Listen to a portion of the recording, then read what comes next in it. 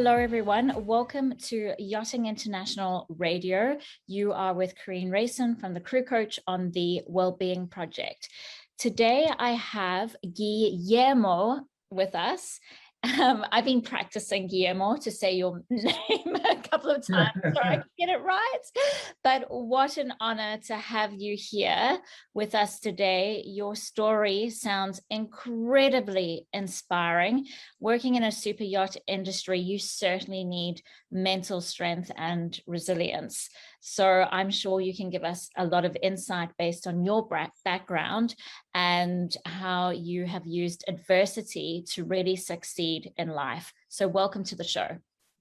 Thank you. Thank you very much. It's a pleasure and always happy to help, Oh, thank you. I know you're a very busy man. You have multiple businesses. Can you share quickly a little bit about what you do?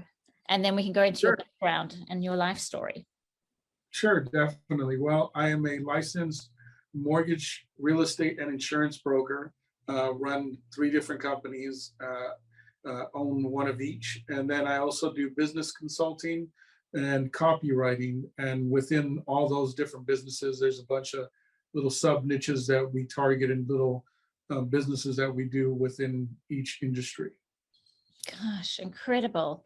And you told me that you started your first employment when you were 17 years of age. Was that working for someone else, or did you start your own business at 17? I actually started, I was in the music business, an aspiring artist, and, went from, doing showcases and things of that nature and turning down a couple record deals, and then opened my own recording studio. And that's where I started. That was my first business. So did you launch an album? We never got that far of me launching an album because I was lucky enough to have a mentor that taught me how to read a contract. So I never signed my life away. But I did, so I went into production and opened a recording studio that led to management and then my own independent record label. Oh, gosh, amazing. Wow. Okay, so in terms of your life story, would you mind sharing a little bit about how you got to where you are today? Sure. I mean, I started off, I was born in Mexico. My parents brought me here when I was 3 months old. My dad died when I was 2 years old. And my mom came here to the United States when she was, I think, 12 or 13 or something like that, with a kindergarten education.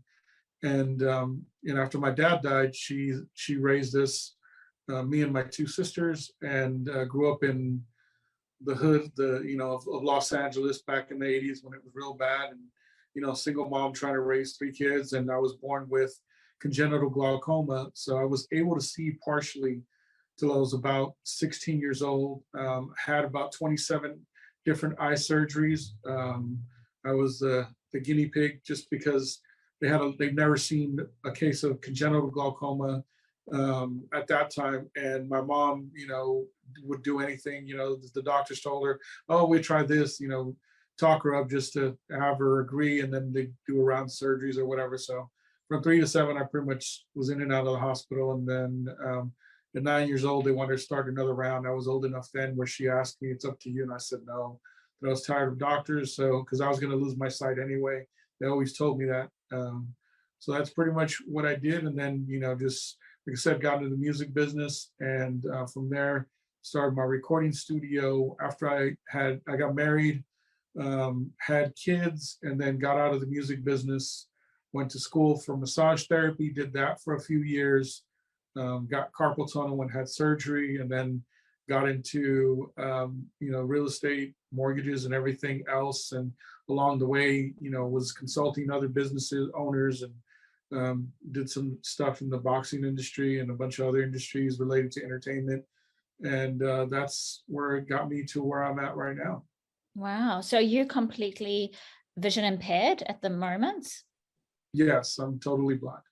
So how is life through that lens in particular? Like, I'm sure your other senses are very acute. How do you, I was just even thinking about this the other day when I sent you a Facebook message, and I was like, oh, hold on a minute. Like, how are you reading the Facebook messages? And like, yeah, you just take things for granted. So yeah, Yeah, what is yeah. life like for you? So thankfully, technology has evolved so much, and Mm. I use Apple products. I use a regular PC as well, but Apple products natively have a program called VoiceOver built into them. Steve Jobs, I don't know, what the mentality was, but he made sure that everything had VoiceOver built into it as a standard. Any of the PC based or drone or Google, you have to used to buy a separate software. So you'd buy like I used to joke I had a Trio, an old phone, a Trio, and I had like the phone cost me $600, and then the software that I needed to make it have a screen reader on it cost me $600. I used to joke, this is before iPhones. I was like, this is my $1,200 phone, so that's what I kind of use. Their screen reader softwares. If I touch the screen, it tells me exactly what's on there. I learned how to touch type when I could see, so I know how to touch, I know how to type, and just I navigate that way. To me, a lot of people always tell me like, wow, I could never do it being blind. And the way I look at it is that being blind actually is the biggest advantage I have over everybody else. And I say Mm. that because it allows me to not be distracted by the optics of anything else, and I'm forced to pay attention and forced to figure different ways of doing things, which is kind of my niche when I do consulting. Is that's what people hire me to. They're stuck and they hire me to figure out how to get their profits up, how to optimize their business, how to make things better. And because my entire life has been about figuring out a different way to do things than you usually do it, that's kind of how I built that skill. That is fascinating. So do you offer mental resilience training?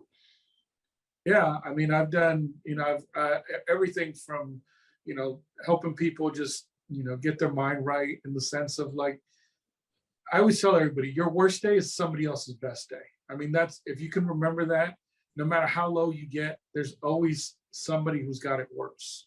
And, that whole joke that everybody says, first world problems is Mm. really true. I mean, it's, the stuff that we stress out over. Um, a dramatic explanation of my mental resilience, I would say, came to me where I really realized how different I was back during the 2008, when the economy crashed. I was sitting in my office, and Wells Fargo had shut down wholesale lending, which short version meant that on that day I lost $100,000 in one day in commissions, because they were no longer lending, and the deals that they were supposed to close weren't going to close. Um, and to me, I went across the street and had a drink. And then I remember watching on the news that some gentleman, had jumped off of a hotel balcony because the market had crashed and he had lost 100,000 exactly. And I was like, Mm. and I always wondered like what separates people. And I think it's just your experience. I think it's just the more you go through, the more you can go through. Mm. So when you are having, say, a bad day, making that comparison is helpful. If you were coaching someone who was going through a very difficult life stage, what would be your additional go-to tips?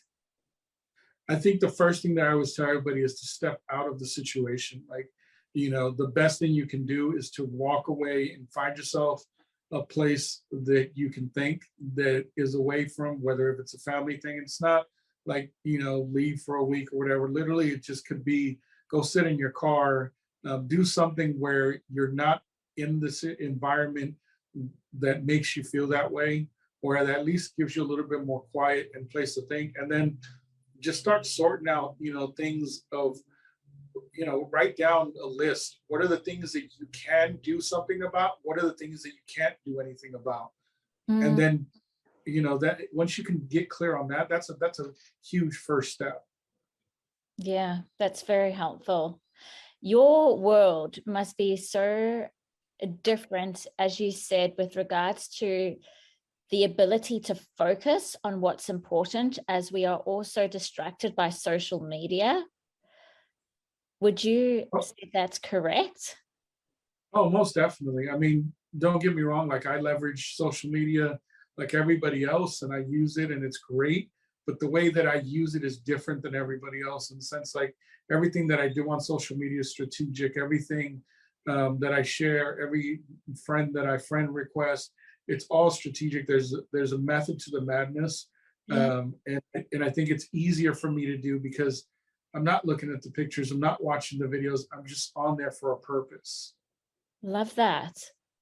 Did you finish school or do tertiary education, or you just launched into the working world at I 17? actually, I actually was I was run over by a car in 12th grade, and I missed a semester, so I was behind. So I just ended up dropping out of school. So I don't have my high school diploma or my GED, and I just went out and started doing business. I got into business, and I realized that as much as I hated school when I was in school, now as an entrepreneur and a business owner, I do probably more studying and I pay for more classes and and courses and things of that nature that I probably would have if I'd have just went and got a degree. Yeah, I totally resonate with that. I was saying to someone the other day, I paid $30,000 to do a business degree. And I spoke to a friend who did his MBA, and I said, I don't know what to do. Do you think I should study it? Because I don't know if I can run a business. Like there might be some skills I need to learn. He said, Karine, just do it and Google will be your best friend. But I didn't Most listen. definitely. I didn't listen, but he was absolutely right. I paid 30,000 for confidence. But Yeah, no, there's a lot of people that there's a lot of people that I consult with. I mean, I do consulting for attorneys where I'm helping them figure out how to write contracts. There's a lot of stuff, there's real life is completely different and a better teacher than the books ever will be. absolutely. In our industry, for females in particular, the lifespan, their career lifespan is somewhat limited if they want to have children, and to transition out of the industry after, say, for example, working in the industry for 10 years. And it's very similar to prison in a way. I used to work in prisons. You become institutionalized. You work in very confined environments. You get told when you get up, when you're going to eat. You can't exactly go to a family wedding or a funeral. If you've got a guest trip, it depends on the captain and the owners, but normally you have to make a lot of sacrifices. So when they leave the industry, they feel this great sense of overwhelm and increased responsibility. What would you suggest in terms of making a smooth transition out of such an isolating industry and starting a business?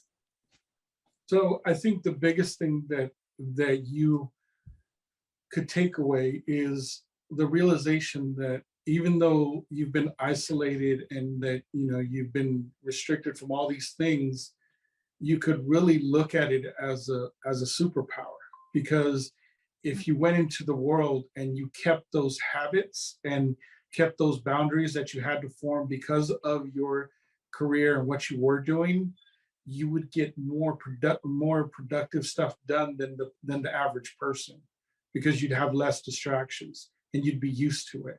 The biggest thing that I would say is try to baby step new things into your life. Don't go in there and just try to experience everything once you get out of the industry and try to live a quote unquote normal life. Kind of just create like, hey, every month. For me, I always do like every Monday, if I'm working on myself, and I constantly am, either add something to my life that's going to make me better or take something away. So every Monday to me, it's like, okay, we're starting something new. We're either removing something or we're adding something. And that's kind of the same thing, like just baby step your way back into society almost. Yeah, okay. And in terms of role models, Do you have a particular role model that's been an inspiration to, I feel like you will say your mum is one of them, but I'm wondering, do you have any mentors or role models that you look up to? Definitely my mom is the reason I'm able to do everything that I am. It was hard for her. She had to give me tough love, make me do for myself and everybody else would criticize her because, they would say, oh, your son can't see. Why are you being so mean to him? But she was doing it out of love to make sure that I was going to be able to do for myself. And besides her, I've been blessed that I've had a lot of mentors, personally in my life come and go. They've passed. I've always connected with older gentlemen that have been there and done that. And otherwise, there isn't anybody out there really that is quote unquote that anybody recognized. But yes, I've been blessed to have a lot of good people in my life. Amazing. And any books that you can recommend in terms of personal development? I'm sure there's heaps because it sounds like you really invest in your personal and professional development, but perhaps a recent one you've just read. So I'll give you three of them that are at the top of my list. So um, a book called Start with No by Jim Camp. Mm. It's about negotiations, but if you really read that book, you'll see how you can apply that to every aspect of your life. And he talks about applying it to every aspect of your life. And it's just a different way of thinking. He has this agenda of, he says, every time you have an interaction, there should be an agenda. And there's like 5 parts to it. It's like, you always got to remember their baggage, your baggage, what's the problem, what you want to happen, and what's next. And you got to remember those 5 things, whether you're having a phone call, you're making an email. And he always talks about, like, if you got to step away for you to dial in your agenda before you have the conversation, do that. That book really changed my life and my business. It helps with interpersonal relationships if you really think about things like that. The next book that I would say, if you're looking into business and you're trying to start a business, it's called Traction. There's another like book that goes with it that you could read, which is like the more overall overview, which is called Rocket Fuel. But Traction is what I tell everybody, it's like the workbook to business. It'll show you everything on how to build your business, how to understand the analytics, the matrix, and it also gives you an idea on how you have to think. And that's what success isn't about, anything but changing your way of thinking. Nothing, if I always tell people, if you can write a check, if you start a business, that the only differentiating factor is something that somebody can write a check for, like, oh, I offer people this fancy leather bag. If that's what's different about you, anybody else can go buy the same fancy leather bag or replicate or have something done. If you have to change your way of thinking so you can find out how you do things different. And Traction's a good book for you to start really thinking about building your business. And then the last one, being completely honest, I was never a Tony Robbins fan when I was growing up. To me, it was like, it wasn't on my radar. It was like, oh, motivational speakers. I never really paid attention, never really cared. I always told people, I got kids and bills. That's my motivation. Like, I didn't need anybody to tell me that I had to get up and go to work, or that I should get out and go grind and do what I need to do. But I read his book. I think it's called The Ultimate Discovering the Giant Within, or Awakening the Giant Within, something like that. And what I like about that book isn't so much it's not inspirational to me. What I take from that book, what I take is his breakdown on language and how important it is to understand that words only have the meaning that you give them, or that the people that are receiving them give them. And that's a huge thing. Like, people don't understand how powerful the word is. And, you can't ever unhear anything. So true. So very true. And I think that comes with mindfulness and self-awareness as well. We need to be continuously working on ourselves in order to be better humans and to be able to serve in the right way. Exactly. Yeah. Well, Guillermo, what a pleasure to be talking to you and having this wonderful conversation where you have certainly shared your pearls of wisdom with us. What an inspiration. How do people contact you or find you or read more about you? Where do you hang out? So, Facebook is the best place to find me. And the other thing is just my consulting website is usually the easiest place to reach me if somebody needs me, and that's theculturecompany.com. And I spelled culture as CULTYOUR for a reason. It's like, that's the kind of business you want to build. You want to build a business that's kind of like a cult. I mean, I know there's negative connotations about that, but if you really look at it, there's, if you can get followers instead of customers, you'll never run out of business. Yeah, 100%, 100%. Thank you so much for your time today. Really, really appreciate it. And I wish you all the very best for 2022. Thank you. Thank you. It was a pleasure. Hi, everyone. If you're finding that you're struggling with your mental health right now, if you're finding life is getting a bit too much or is a little bit challenging for you, and you want to learn how to build your mental strength, do get in touch. I offer a 20-minute free discovery call where we can work out what will be best for you. My background is in counseling and psychology, for those of you who don't know, and I worked in the industry 10 years ago. I have worked in maximum security prisons, and I've been working with Crew providing counseling services for over 3 years. I hope to connect with you soon. Bye.